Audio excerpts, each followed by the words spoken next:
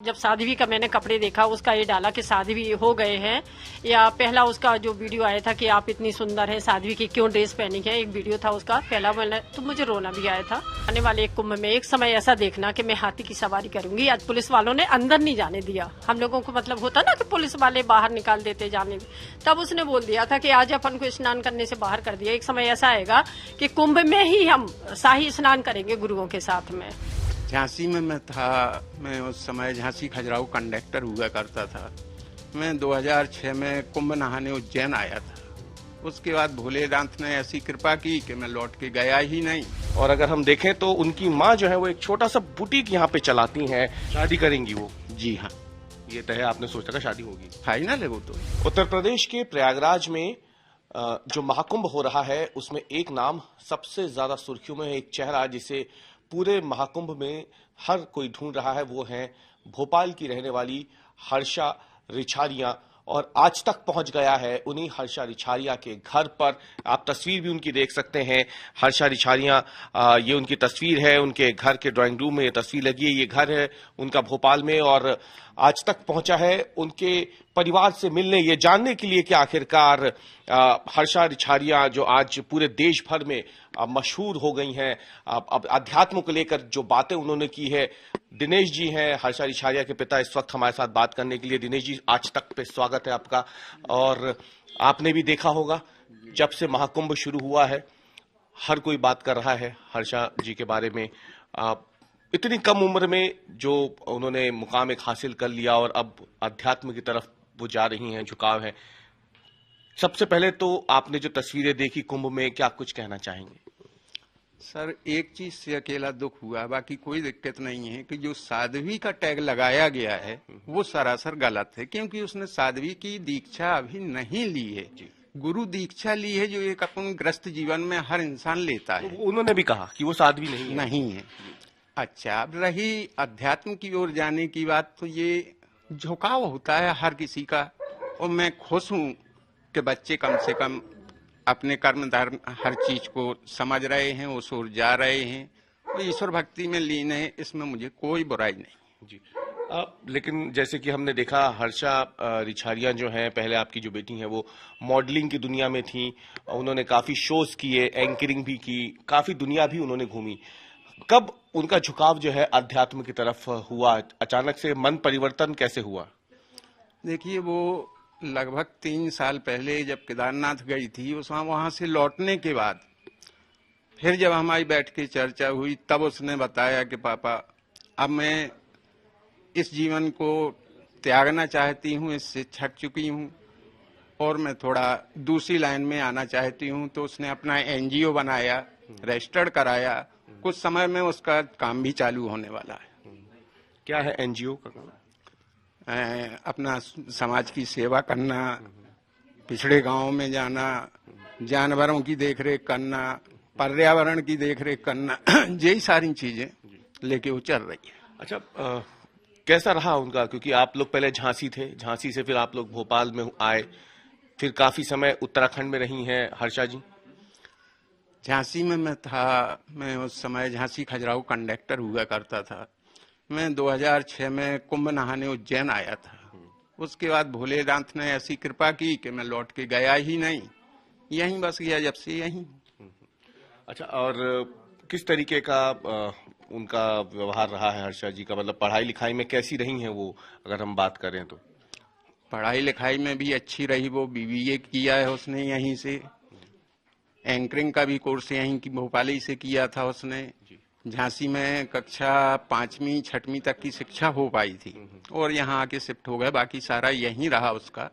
और हम लोगों ने और बच्चों ने शुरू से लेके संघर्ष बहुत किए हैं। आज वो जिस मुकाम पे है वो अपनी मेहनत से है, उसमें कोई ऐसी दिक्कत की बात नहीं है, और मुझे खुशी है, मुझे भी कोई कष्ट नहीं है। अच्छा, लेकिन एक चीज जो हम सब देख रहे हैं पिछले 2 दिनों से, जब से उनकी तस्वीरें सामने आई हैं कुंभ में भगवा वस्त्रों में, पुरानी जीवन के बारे में लोग उनके बड़ी जानकारी खंगाल रहे हैं, उनके पुराने फोटोज वायरल कर रहे हैं, ट्रोल करने की कोशिश कर रहे हैं। उन लोगों को आप क्या कहेंगे?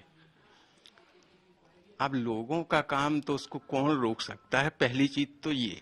दूसरी चीज, वर्तमान में जो जीवन इतना अच्छा जीवन, इतनी रंग बिरंगी दुनिया छोड़ के जो लड़की अध्यात्म की ओर मुड़ रही है, प्लीज उसे ट्रोल करना बंद करें। उसे और जो कहने का मतलब कि अच्छा रास्ता दिखा सकते हैं, अच्छे विचार बता सकते हैं, तो उसमें उसकी मदद करें, ना कि उसे खींचने की कोशिश करें। अच्छा, कुंभ में जाने से पहले आपसे कब बात हुई थी उनकी आखिरी बार, और क्या कुछ उन्होंने कहा था? मेरी बात हुई थी 6 तारीख को भी हुई थी, 8 तारीख को जब वो रवाना होने लगी तब भी बात हुई थी, और बताया था कि 1 महीने के लिए हम वहाँ रहेंगे और गुरुजी के सानिध्य में कल्पवास करेंगे। अच्छा, खबर ये भी आ रही है कि वो 2 साल से उत्तराखंड में रही हैं। क्या वो यहाँ रहती थी या उत्तराखंड में ही थी अभी पिछले कुछ समय से? नहीं, करीब 2 साल से वो उत्तराखंड के ऋषिकेश में रह रही हैं। वहीं उन्होंने हरिद्वार में शंकराचार्य जी के सानिध्य में रह के गुरु दीक्षा भी ली है। अभी दीपावली पे भी आई थी, पूजा पाठ की। ये मंदिर भी उन्हीं ने अभी बनवाया था, उन्हीं का बनाया हुआ ये मंदिर है। तो सारी चीजें सही है, ऐसा कुछ भी नहीं है। बड़ा चुनौतीपूर्ण जीवन रहा, आप बता रहे हैं कि आपके बच्चों का। तो कौन कौन है परिवार में और क्या चुनौतियां हर्षा को देखने को मिली अपने जीवन में अब तक? अब देखिए, जिसका पिता एक प्राइवेट जॉब वाला हो तो घर में संघर्ष होते ही हैं। तो बचपन से ही उसने आर्थिक तौर पे काफी संघर्ष झेला है। वो आज जो मुकाम हासिल किया है उसने अपनी मेहनत से हासिल किया है, क्योंकि घर की इतनी अच्छी हालतें नहीं थी। अच्छा, ये हर एक पिता की एक इच्छा होती है जब बेटी बड़ी हो जाती है तो, क्योंकि एक अच्छा सा एक रिश्ता देखे उसके लिए और आगे उसका गृहस्थ जीवन बसते हुए भी वो देखे। आप ने ऐसा कुछ मन में पहले से सोच रखा था उनके बारे में? हर पिता सोचता ही है, और अचानक से जब हर्षा जी ने आपसे कहा कि अब वो अध्यात्म की ओर जाना चाहती हैं, इस रंग बिरंगी दुनिया से बिल्कुल इतर होना चाहती हैं, तो आपने एक बार भी रोकने की कोशिश नहीं की, या उस वक्त आपके मन में विचार क्या है? उसके संबंध को लेकर चर्चाएं चल रही हैं। 2 जगह परिवार देख रखे हैं, देहरादून में भी देख रखा है, नासिक में भी देख रखा है। अब जहां फाइनल होता है 1-2 साल बाद उसकी शादी भी करेंगे, वो भी चल रहा है।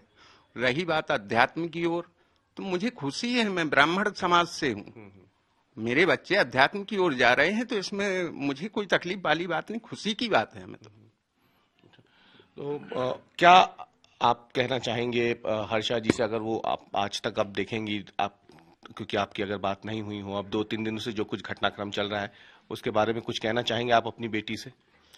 पहली चीज तो बेटी से बात डेली होती है, रात में भी हुई थी करीब 10:30 बजे।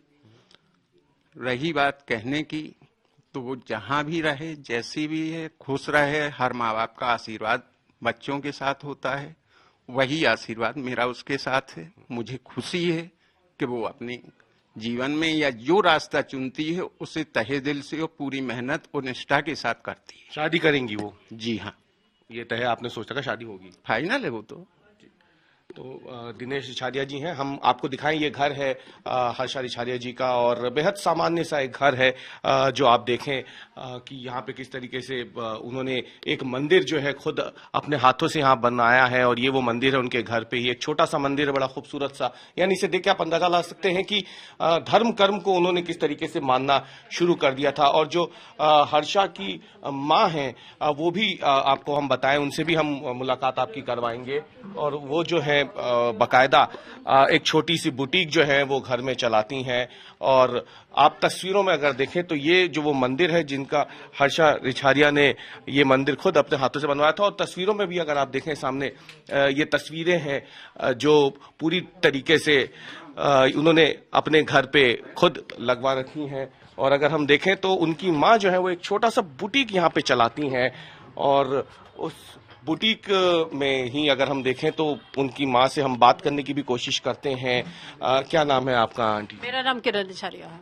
हम देख रहे हैं कि एक छोटी सी ये मशीन, सिलाई मशीन आप लेकर के घर के बाहर ही अपना बुटीक चला रहे हैं। मेरी शॉप भी बहुत बड़ी है, बंद करके घर में ही करते हैं हम। अच्छा, घर पे? हाँ, घर से ही सारा काम करते हैं। मेरे ऑर्डर आते हैं बाहर से, वो काम करते हैं। तो किरण जी, कब लगा आपको कि आपकी बेटी जो है अब एक इस उम्र में जो लोगों का झुकाव होता है युवक युवतियों का, उधर हट करके अब अध्यात्म की ओर झुकाव हो रहा है उनका? आपसे किसी तरीके की कोई बात होती है? क्योंकि एक माँ ही अपनी बेटी की सबसे अच्छी दोस्त भी होती है, तो आपसे तो बहुत चीजें साझा की होगी उन्होंने। बिल्कुल की थी, बिल्कुल की थी। ये प्रयागराज का दीक्षा का, तो उसका जब दीक्षा ली थी तब भी मुझे मालूम था कि दीक्षा ले चुके हैं, किस गुरु से ली थी, कहाँ थी, सारा कुछ मालूम था जी। और प्रयागराज जो गई है तो ड्रेसें बनवाने ही स्पेशल आई थी, धोती कुर्ता उसको पहनना था। आपने बनाई? मैंने बनाई। उसने जो भी ड्रेस वहाँ पहनी वो मैंने ही बनाई उसकी। अच्छा। धोती कुर्ता पहन गए। अच्छा, तो आपको अजीब सा नहीं लगा जब पहली बार आपने सुना होगा हमें, क्योंकि दिनेश जी ने बताया कि 2 साल से तो वो उत्तराखंड में रह रही थी, तो आप उस समय नहीं लगा अजीब सा कि अचानक से ये क्या हो गया? मतलब एक लड़की जो हमारे साथ भोपाल में रहती थी, का वो काम करती थी, इवेंट मैनेजमेंट करती है, काफी सालों से मतलब कर रही है, तो भोपाल मुंबई रहती है, वो काम के चक्कर में रहती है, इवेंट वगैरह करती। अभी वो कुछ दिन से बोल रही थी कि हरिद्वार में है, मतलब गुरुजी से गुरुदीक्षा ली, मेडिटेशन करना, योगा करना, ये उसका शौक था, अभी काम करना था। उसी की तरह केदारनाथ जाना, भगवान महादेव की पूजा करना, सेवा करना, ये सब उसके तरफ रुझान बहुत हो रहे थे। किसको सबसे ज्यादा मानती हैं वो भगवान? भोलेनाथ। दिनेश जी ने भी हमें बताया कि 2004 के कुंभ में वो आए थे, उसके बाद से फिर वो मध्य प्रदेश की होके रहे। ये बात बोली थी 2004 में जब हम पहली बार कुंभ उज्जैन गए थे। क्या उम्र रही होगी? थे 6 में पढ़ती थी उस समय वो। तो तभी उसने बोल दिया था कि मम्मी आने वाले एक कुंभ में एक समय ऐसा देखना कि मैं हाथी की सवारी करूंगी। आज पुलिस वालों ने अंदर नहीं जाने दिया हम लोगों को, मतलब होता ना कि पुलिस वाले बाहर निकाल देते जाने, तब उसने बोल दिया था कि आज अपन को स्नान करने से बाहर कर दिया, एक समय ऐसा आएगा कि कुंभ में ही हम शाही स्नान करेंगे गुरुओं के साथ में। तो उसका मतलब कुंभ से और गुरुओं से भगवान भोलेनाथ का बहुत मतलब वो है। अभी ये जब अच्छा, तो अब तो कुंभ में वो हैं। हाँ। और हमने कल देखा जब अमृत स्नान हो रहा था तो वो भी जा रही थी। आप लोग जाएंगे अभी कुंभ? बिल्कुल जाएंगे, बिल्कुल जाएंगे, मतलब इस महीने के लास्ट तक जाएंगे। अच्छा, और एक सवाल की अभी हमारी अंदर बात भी हुई दिनेश जी से, उन्होंने बताया कि साध्वी नहीं बनी है अभी वो, उन्होंने सिर्फ गुरु दीक्षा ली है। हम तो उनके लिए लड़के भी देख रहे हैं, शादी की बात भी हो रही है। शादी करेंगे भाई, हम ड्रेस इतनी अच्छी अच्छी बनाते, दूसरों की लड़कियों को पहनाते, हम अपनी लड़की को नहीं पहनाएंगे। शादी करेंगे उसकी इस साल, नहीं तो अगले साल, जब भगवान भोलेनाथ का आशीर्वाद होगा, उनकी कृपा होगी। तो शादी उनकी पसंद से होगी, आपकी पसंद से होगी? जैसी ऊपर वाले की कृपा। हमारा कोई ऐसा लड़का अगर हो गया, वो अभी अगर ऐसा नहीं उसने कभी बोला कि ये लड़का मुझे पसंद है, यहाँ शादी करना है, ऐसा कभी नहीं बोला उसने। हाँ, बल्कि यही बोलती आप छोड़ दो, जब भोलेनाथ की कृपा होगी जब हो जाएगी, अभी छोड़ो, अभी सिर्फ अपने काम पे फोकस करना है। एनजीओ का, दूसरों की सेवा करने में उसका बहुत वो रहता है।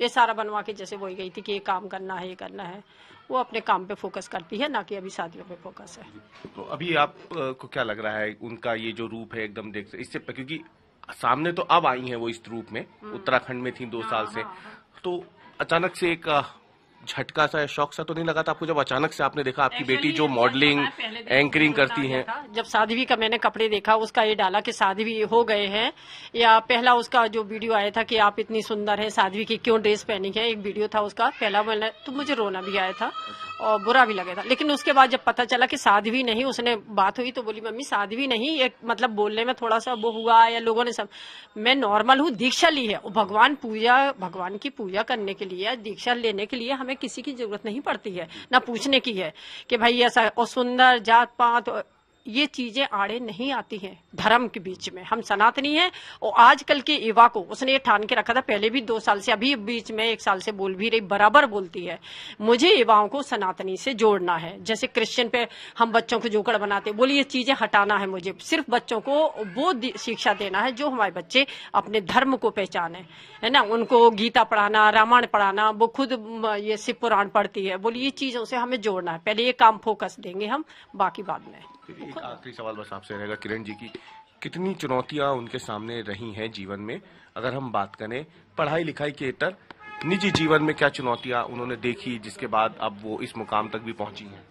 चुनौतियां तो देखिए हर इंसान के जीवन में आती हैं, ऐसी कोई बात नहीं है, उस बारे में हम ज्यादा नहीं बोलेंगे, क्योंकि चुनौती और संघर्ष, जैसे अभी हम संघर्ष ही कर रहे हैं, ये सब संघर्ष ही है, और इंसान के जीवन में तो आती रहती है, उतार चढ़ाव आते रहते हैं, उसका कोई बड़ी बात नहीं है। कितने लोग हैं आपके परिवार में? 4 लोग।